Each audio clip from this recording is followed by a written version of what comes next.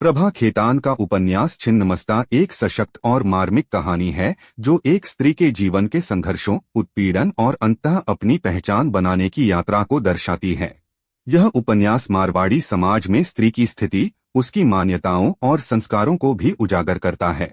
सारांश उपन्यास की नायिका प्रिया एक ऐसी लड़की है जिसे बचपन से ही उपेक्षा और यातना झेलनी पड़ती है।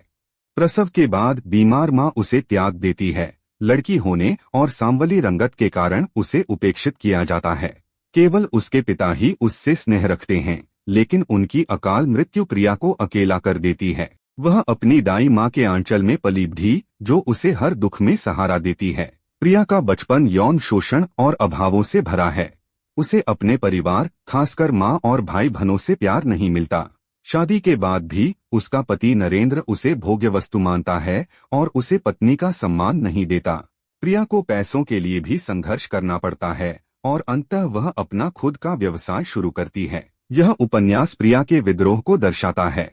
वह समाज और परिवार की पारंपरिक मान्यताओं और पुरुष प्रधान सोच के खिलाफ खड़ी होती है। वह स्वतंत्रता और अपनी पहचान बनाने के लिए अनवरत संघर्ष करती है। प्रिया प्यार के नाम पर हमेशा छली जाती है, लेकिन वह अपने अंदर ही अपनी सुरक्षा पाती है।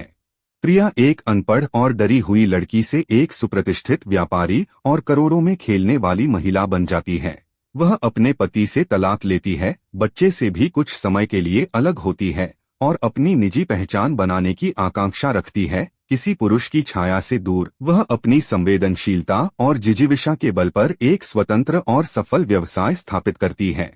कुल मिलाकर छिन्नमस्ता नारी शोषण, उत्पीड़न, अपमान, तनाव, घुटन, दमन और संघर्ष का एक सच्चा दस्तावेज है। यह आधुनिक नारी के लिए स्वतंत्रता के दरवाजे खोलता है और पितृसत्तात्मक समाज में पुरुष वर्चस्व के विरुद्ध अपनी पहचान के लिए संघर्षरत नारी की छवि को प्रस्तुत करता है।